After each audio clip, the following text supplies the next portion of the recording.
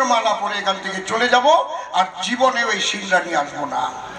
এতটা কনফিডেন্স নিয়ে কথা বলে অসীম সরকার, পড়াশোনা করে তারপরে দাঁড়াইছে, এমনি না। যেদিন ভারতবর্ষ 5টা বাবা 7টা মা, এখান থেকে একটা লাইন আসছে, সেইগুলো আলোচনা করতেছি। ও জায়গা আমার মনে আছে, ও সব বলবো। এটা হচ্ছে ডাল আইছে, আলোচনার ডাল। দেখো না, মূল শিকড় একটা, এধারে একটা বেরোয়, ওধারে একটা বেরোয়, ওধারে একটা বেরোয়, বেরোয় না?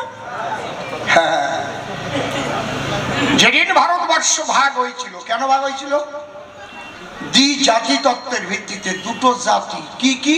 হিন্দু আর মুসলমান। মুসলমানরা বলল কি,